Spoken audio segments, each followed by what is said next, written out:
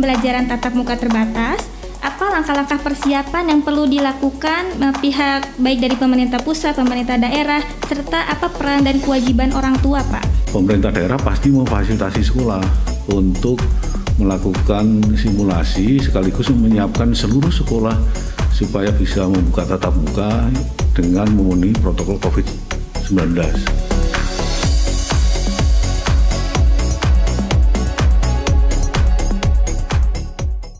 Assalamualaikum warahmatullahi wabarakatuh. Cerita kamu, cerita kita, semua ada di Cerita SMA. Halo teman SMA, selamat bergabung di podcast Cerita SMA.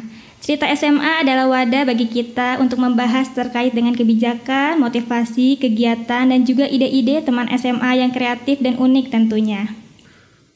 Saya Valerina akan memandu ke podcast episode kedua dari Cerita SMA ini. Teman SMA, perlu kami informasikan bahwa sebelum memulai acara, kami dan tim yang terlibat tetap memperhatikan protokol kesehatan yang ketat. Nah, teman SMA, hari ini kita sudah kedatangan narasumber yang sudah tidak asing lagi. Mungkin teman SMA sudah mengenal beliau karena beliau juga menjadi narasumber di episode perdana podcast Cerita SMA. Selamat datang Pak Purwadi. Terima kasih Mbak Valeria, ya, sehat? Alhamdulillah Pak, sehat ya Pak? Alhamdulillah sehat. Iya, Bapak terlihat sangat segar sekali Pak hari ini. Amin. Oke Pak, pada beberapa waktu yang lalu pemerintah mengumumkan bahwa instansi pendidikan dan sekolah wajib memberikan opsi pembelajaran tatap muka terbatas. Kebijakan tersebut didasarkan pada surat keputusan bersama 4 menteri, yaitu Menteri Pendidikan dan Kebudayaan, Menteri Agama, Menteri Kesehatan, dan juga Menteri Dalam Negeri. Oke Pak, apa sih Pak yang mendasari kebijakan tersebut dan kenapa pembelajaran tatap muka tersebut perlu diselenggarakan Pak? Ya, terima kasih Mbak Valeria. Sahabat-sahabat SMA yang saya cintai dan saya sayangi. Kenapa kita mempersiapkan pembelajaran tatap muka terbatas ini? Selama 1 tahun kita mengalami pandemi ini, tentu banyak hal berdampak kepada anak-anak kita, terutama masalah pembelajaran ini. Bahwa akan terjadi penurunan kompetensi anak-anak kita, bahkan ada yang drop out, karena harus membantu orang tua, pembelajarannya tidak efektif, tidak efisien, kompetensinya masih rendah, bahkan terjadi sangat dikhawatirkan itu adalah terjadi lost learning. Bahkan kalau lost learning ini kalau berdampak lama bisa terjadi lost generation. Nah ini ya yang pemerintah merasa sangat khawatir, bahkan bukan hanya kita, termasuk pemerintah negara-negara lain dan di negara-negara lain sudah memulai pembelajaran tatap muka, maka kita juga sudah sewajarnya dan seharusnya kita berani melakukan pembelajaran tatap muka secara terbatas. Tetapi tetap harus mengedepankan keselamatan dan kesehatan seluruh warga sekolah. Ini yang utama. Yang utama adalah di situ. Kita tetap harus mempertimbangkan itu. Baik Pak, jadi aktivitas pembelajaran tatap muka ini akan dilakukan setelah pemerintah menyelesaikan vaksinasi terhadap pendidik dan tenaga kependidikan ya Pak. Adapun targetnya itu selesai di bulan Juni ya Pak. Betul. Untuk persiapan pembelajaran tatap muka terbatas di tahun ajaran mendatang, yaitu Juli 2021. Ya. Baik Pak, sangat krusial sekali ya Pak pembelajaran, karena jika sampai terhenti akibat pandemi COVID itu bisa memberikan resiko tersendiri. Lalu apa peran pemerintah pusat dan pemerintah daerah Pak terkait persiapan tatap muka terbatas? Ya, kita tahu bahwa pendidikan ini bukan tanggung jawab kementerian saja. Menurut Undang-Undang 23 bahwa pendidikan ini sudah diotonomikan atau sudah disentralisasi. Untuk pendidikan dasar, PAUD dasar itu adalah tanggung jawabnya di pemerintah daerah tingkat kabupaten kota. Sedangkan yang untuk SMA, SMK, dan sederajat itu adalah menjadi tanggung jawab di pemerintah provinsi. Nah, pembagian peran ini menjadi sangat penting karena pemerintah pusat ini tugasnya hanya menyusun NSPK. Ya, Tetapi bukan berarti bahwa menyusun NSPK disusun terus kita tinggalkan begitu saja. Kita tetap melakukan pendampingan, kita tetap melakukan advokasi, fasilitasi terhadap persiapan pembelajaran tatap muka ini. Jadi sharing persiapan ini antara pemerintah pusat dengan pemerintah daerah bersama-sama, terutama kesiapan sekolah untuk melakukan simulasi. Jadi kita ingin itu sebelum tahun ajaran baru ini sekolah sudah melakukan simulasi. Jadi belajar praktek baik dari sekolah-sekolah yang sekarang melakukan pembelajaran tatap muka simulasinya atau menguji cobakan gitu ya. Ini akan menjadi praktek baik nanti pada waktu dibuka secara massal di tahun ajaran baru nanti. Nah, tanggung jawab pemerintah daerah pasti memfasilitasi sekolah untuk melakukan simulasi sekaligus menyiapkan seluruh sekolah supaya bisa membuka tatap muka dengan memenuhi protokol COVID-19. Jadi nanti pelaksanaan tatap muka secara terbatas ini tetap menggunakan protokol COVID-19. Artinya bahwa sekolah harus menyiapkan semua daftar isian yang harus diisi untuk memenuhi protokol COVID-19 itu, diantaranya menyediakan tempat cuci tangan dengan air yang mengalir pakai sabun, punya hand sanitizer, lalu termogan untuk mengukur suhu anak-anak kita, lalu juga persiapan ruangan yang harus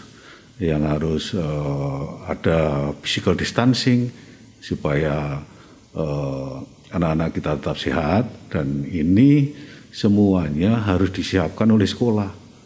Nah, tentu pemerintah daerah sangat bertanggung jawab terhadap kesiapan sekolah itu. Nah, nanti juga pemerintah pusat juga akan membantu melalui kebijakan-kebijakan, diantaranya adalah merelaksasi penggunaan dana BOS yang untuk mempersiapkan pembelajaran tatap muka secara terbatas dalam hal pembiayaannya. Lalu juga pemerintah daerah diharapkan juga membantu untuk kesiapan terutama sekolah-sekolah yang infrastrukturnya masih kurang baik gitu. Nah, ini yang perlu kita lakukan sharing bersama untuk menyiapkan pembelajaran tatap muka terbatas di tahun ajaran baru nanti. Oke Pak, jadi secara umum pemerintah pusat ini bertugas untuk menyusun NSPK, mendampingi dan advokasi terhadap pemerintah daerah. Untuk selanjutnya pemerintah daerah memfasilitasi sekolah agar mampu melakukan simulasi pembelajaran tatap muka terbatas sesuai dengan protokol kesehatan ya Pak. Yeah. Baik, sangat menarik sekali perbincangan kita dengan Bapak Purwadi Sutanto dengan terkait topik persiapan pembelajaran tatap muka terbatas. Teman SMA jangan kemana-mana karena kita akan kembali sesaat lagi.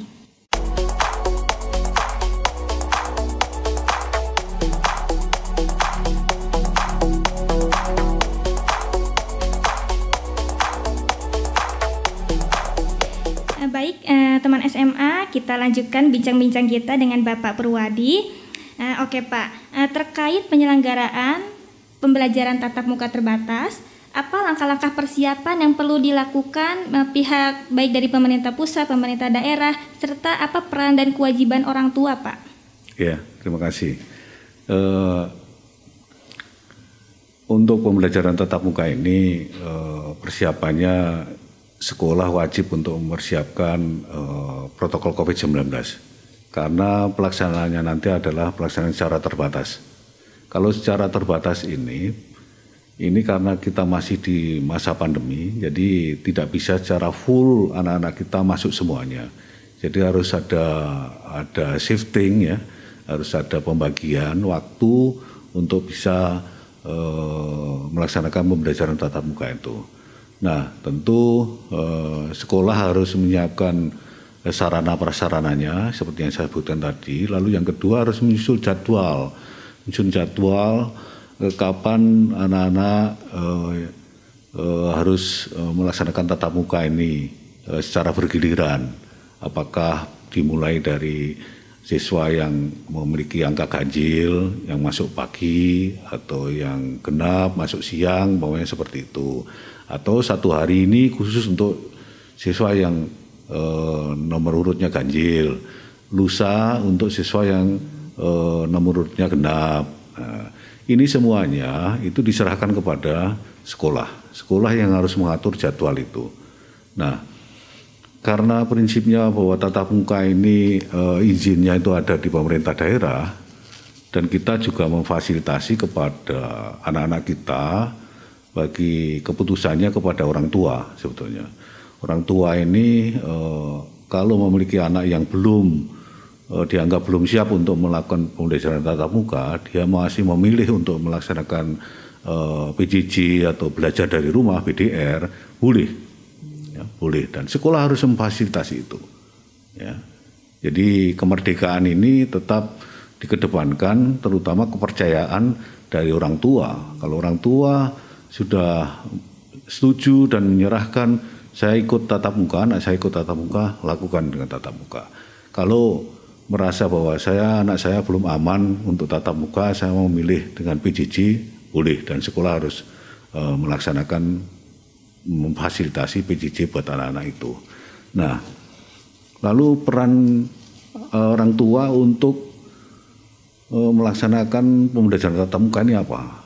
Yang pertama, meyakinkan kepada anak kita bahwa anak kita sehat. Gitu.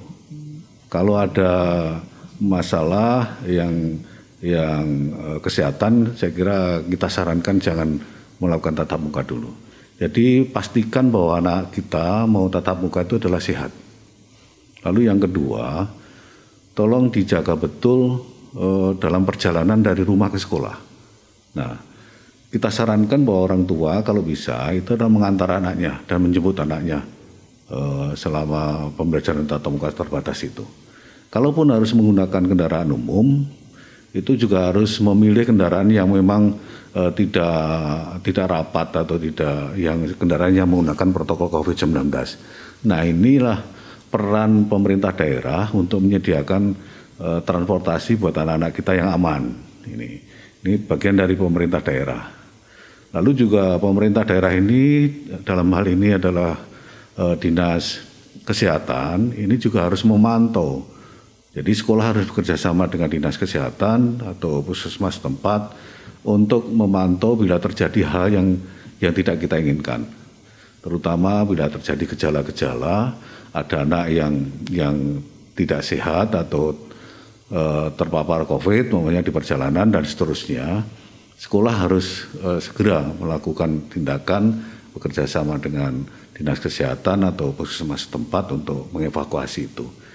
Dan pemerintah daerah melalui Dinas Pendidikan harus segera menutup sekolah itu. Jadi kalau terjadi ada indikasi COVID di sekolah itu segera pemerintah daerah melalui Dinas Pendidikan segera menutup sekolah itu. Hanya sekolah itu saja, sekolah yang ada yang terdampak itu. Sekolah lain tidak masalah. Nah, pasti tentu itu menjadi pertimbangan bagi pemerintah daerah untuk mengambil kebijakan selanjutnya. Intinya bahwa dalam pembelajaran tatap muka terbatas nanti, kesehatan dan keselamatan anak menjadi nomor satu. Dan kita tahu setelah guru-guru kita mendapatkan vaksin semuanya, insya Allah guru-guru kita juga akan sehat. Nah, yang perlu kita lindungi adalah anak-anak kita tetap menjaga protokol COVID-19, ya. Tidak ada kerumunan di sekolah, maka pengaturan jadwal, pengaturan jam ini sangat penting sekali, bahwa dalam pengaturan itu tidak ada diperlukan jam istirahat sehingga anak-anak tidak keluar, cukup di ruangan saja. Kalau keluar istirahat mungkin hanya 10 menit, tapi di luar juga tidak boleh berkerumun, harus diawasi betul, dan guru, kepala sekolah bertanggung jawab terhadap keselamatan anak-anak kita. Nah, ini yang menjadi penting, sekolah harus betul-betul memahami protokol COVID dan skenario pembelajaran yang sudah disusun nanti oleh masing-masing sekolah itu sendiri. Oke Pak, baik. Jadi dalam pelaksanaannya, keselamatan dan kesehatan anak itu harus dikedepankan melalui peran sekolah dalam menyediakan sarana dan prasarana yang mendukung protokol kesehatan dan juga menetapkan jadwal masuk siswa seperti itu. Baik Pak, menanggapi PTM pasti ada pemetaan resiko atau masalah yang muncul. Nah, apa saja resiko atau permasalahan yang dihadapi dan bagaimana Pak penanganan terhadap resiko tersebut? Ya, terima kasih. Saya sudah sebutkan tadi di antaranya bahwa risiko itu kita sudah petakan betul, kita tahu. Mudah-mudahan risiko itu tidak terjadi, tapi kita harus melakukan pemetaan risiko. Itu bagian dari menyiapkan implementasi kebijakan. Jadi risiko-risiko yang akan terjadi itu kita petakan dulu. Pertama, mulai dari peran keluarga tadi itu. Jadi kalau nanti sudah PTM, ini yang menjadi kritik krusial ini adalah masalah izin dari orang tua. Apakah orang tua ini betul memastikan betul bahwa anaknya ini sehat, gitu. Kadang ada orang tua yang ya sudah panas sedikit nggak apa-apa, jalan saja. Nah ini nggak boleh. Ini harus orang tua terlibat betul persiapan ini. Bahwa orang tua harus memahami betul kalau anaknya kurang sehat, lebih baik belajar dari rumah. Lalu yang kedua, selama di perjalanan ini juga sangat penting. Kita sarankan bahwa orang tua kalau bisa itu mengantar anaknya sendiri. Kalaupun harus menggunakan transportasi umum harus dijaga betul. Anak-anak kita harus bila perlu diberikan masker lapis 2 atau lapis 3 gitu ya, untuk menjaga betul. Nah sampai di sekolah, kalau sudah di sekolah itu peta risiko berikutnya adalah tidak boleh terjadi kerumunan di pelataran sekolah, di lingkungan sekolah. Jadi kalau begitu sudah nyampe di sekolah segera masuk ke ruangan, karena di ruangan sudah diatur yang masuk di sekolah di kelas itu adalah maksimal 50%, jadi physical distancingnya sudah diatur dengan baik. Bahkan ada sekolah yang sangat kreatif sekali, satu meja satu siswa dan dibatasi dengan pengaman ya, alat pengaman dengan triplek dengan plastik dan sebagainya, sehingga anak-anak kita tidak ada interaksi antara satu dengan yang lain, ini saling berhadapan dan saling mengeluarkan dropletnya ini bisa mengganggu ke yang lain. Ini sangat penting sekali. Lalu di saat di sekolah kita tidak boleh ada aktivitas untuk makan siang dan seterusnya. Jadi mungkin selama 2 atau 3 bulan ke depan ini belum boleh untuk membuka kantin. Nah, disarankan pada orang tua, anak-anak harus dibekali dari rumah. Kalaupun nanti makan siang di sekolah pun itu juga di kelasnya masing-masing, tidak perlu ke tempat yang lain. Nah, ini sangat kita batasi betul. Lalu saat mereka pulang ya, ini juga tugas guru dan kepala sekolah memastikan bahwa anak-anak ini langsung pulang. Tidak boleh bergerombol di sekolah.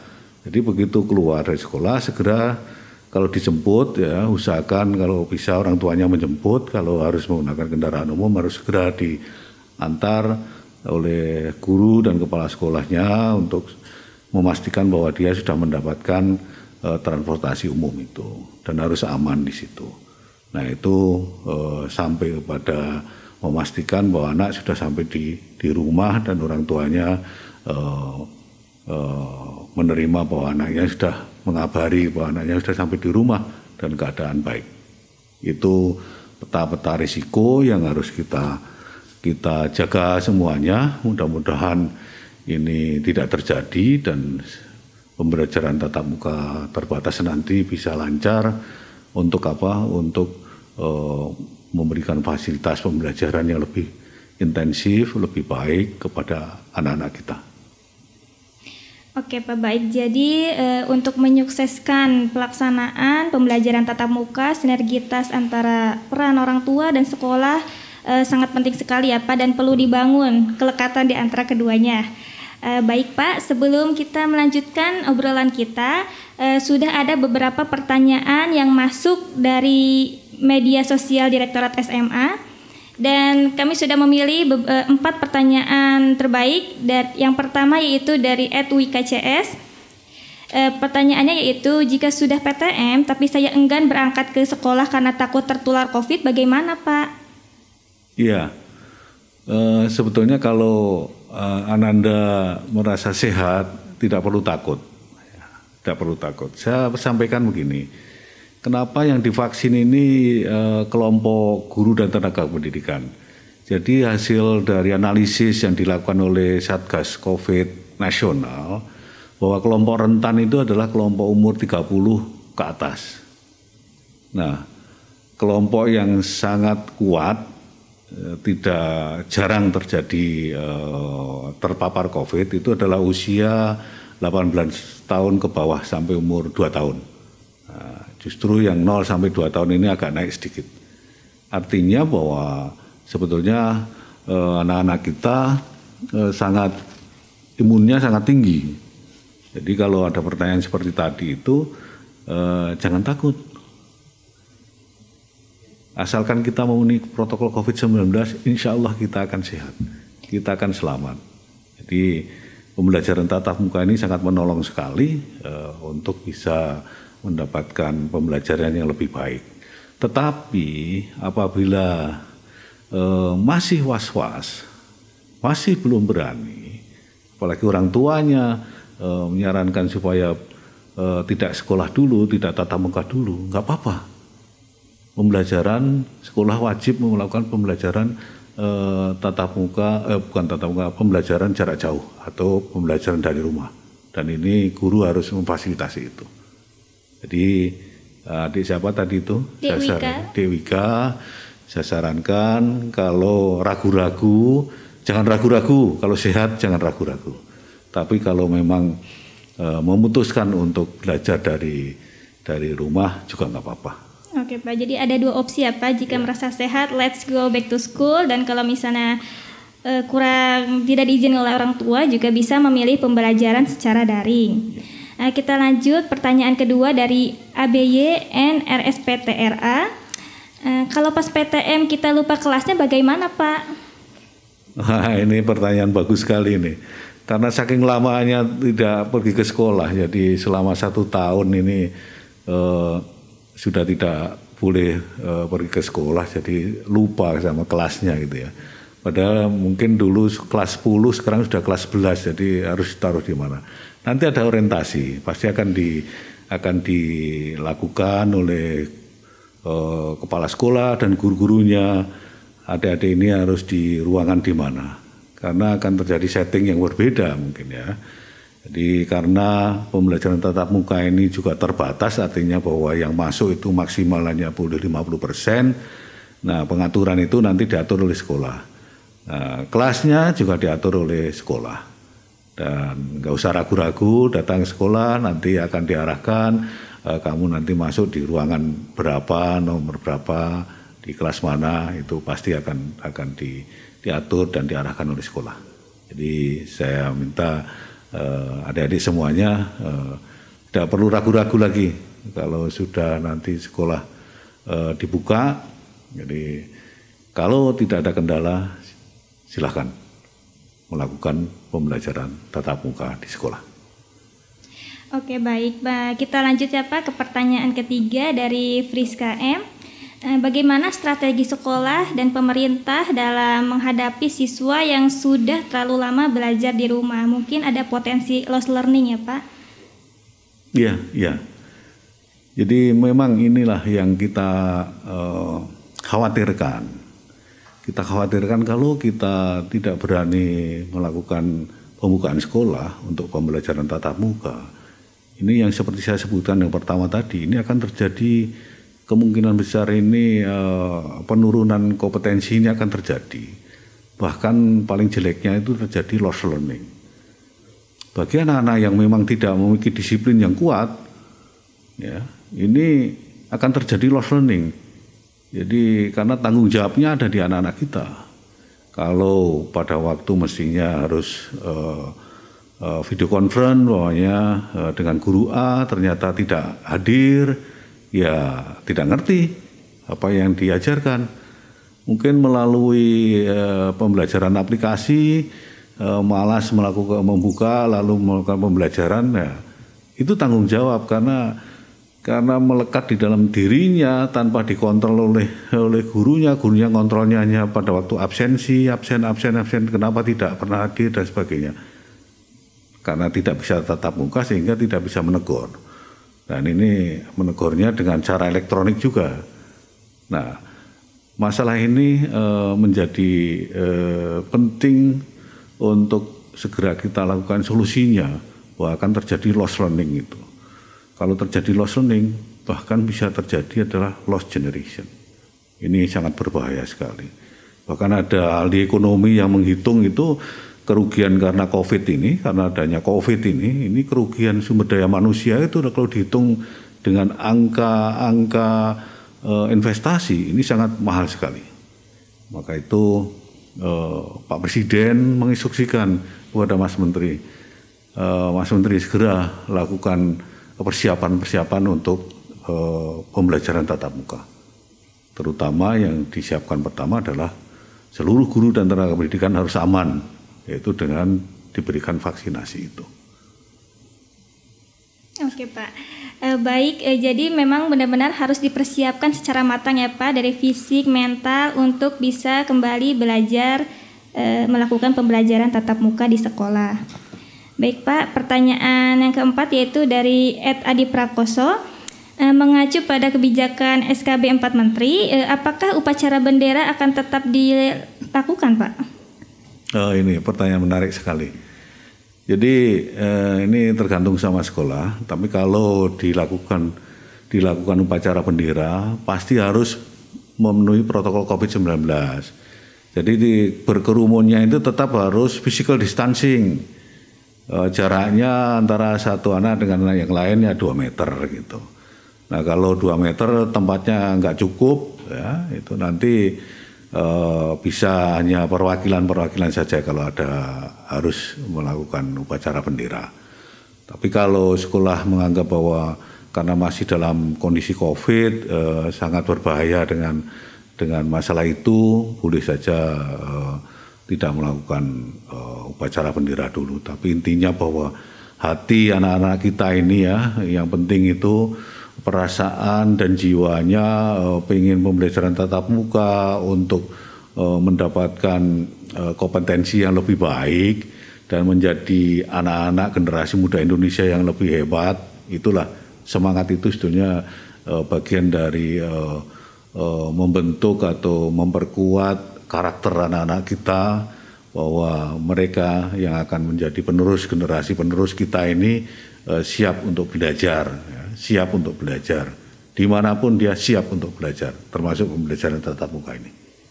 Oke, jadi teman SMA jangan ragu untuk kembali belajar di sekolah, siapkan diri dan semoga hasil belajarnya semakin meningkat ya Pak. Ya, insya Allah. Oke, terima kasih kepada teman SMA atas pertanyaan yang telah diberikan dan sudah dijawab sangat baik oleh Bapak Direktur.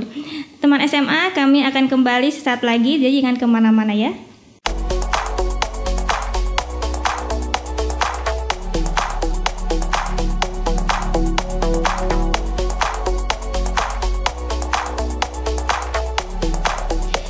Oke, baik teman SMA, semakin kita obrolin tentang penyelenggaraan PTM semakin menarik ya.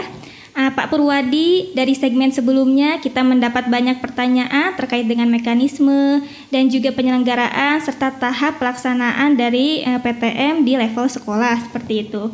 Teman SMA, vaksinasi memang memberikan harapan dalam menghadirkan kebiasaan hidup baru dengan menerapkan protokol kesehatan termasuk di bidang pendidikan. Jadi teman SMA tetap harus semangat mengikuti pembelajaran tatap muka terbatas, siapkan diri dan mental, dan semoga pembelajarannya itu bisa meningkatkan kompetensi dan kemampuan kita semua. Oke, baik Pak. Pertanyaan terakhir, apa pesan-pesan untuk teman SMA terkait persiapan pembelajaran tatap muka terbatas? Baik, terima kasih Mbak Fali. teman-teman SMA, sahabat-sahabat SMA semuanya yang saya cintai dan saya sayangi. Di masa yang akan datang ini kita tertantang betul dengan adanya COVID-19 ini. Dan insya Allah ke depan setelah vaksinasi ini bisa berjalan dengan baik dan program pemerintah bahwa tahun yang akan datang ini sudah akan memberikan vaksinasi umum kepada semuanya. Dan insya Allah ini bagian benteng yang sangat kuat untuk menanggulangi COVID-19. Sebelum itu saya tetap minta kepada adik-adik semua, tolong disiapkan betul untuk pembelajaran ini, baik secara daring maupun secara luring. Luring itu tatap muka, yang sekarang sekolah yang sudah melaksanakan pembelajaran tatap muka tetap jalan. Ini penting ini. Jadi yang sekarang ini sudah melaksanakan pembelajaran tatap muka, ini tidak harus menunggu sampai dihentikan lalu nunggu nanti tahun pelajaran baru, tidak. Jadi sekarang tetap harus jalan. Nah, yang belum, siapkan diri Anda semuanya, diri adik-adik semuanya, termasuk guru, kepala sekolah, menyiapkan betul. Bila perlu lakukan simulasi atau uji coba untuk melaksanakan pembelajaran tatap muka. Di DKI sudah melakukan mulai hari ini, insya Allah ini juga sebagai benchmark-nya Indonesia. Kalau DKI bisa berjalan dengan baik, di daerah lain akan lebih baik lagi. Dan harapan saya selama masih dalam PJJ ini, tolong adik-adik semua tetap semangat ya, tetap semangat belajar untuk mengasah diri, meningkatkan kompetensi baik pembelajaran melalui daring ini. Dan mudah-mudahan segera kita bisa melakukan pembelajaran tatap muka paling lambat di saat tahun ajaran baru nanti. Jadi semangat semuanya, jaga kesehatan semuanya, ya. Jangan stres, karena stres itu akan mengurangi imunitas kita. Jadi selamat semuanya, semoga sehat selalu. Terima kasih. Baik Pak, terima kasih Pak Purwadi yang telah menyampaikan info terkait dengan persiapan pembelajaran tatap muka terbatas.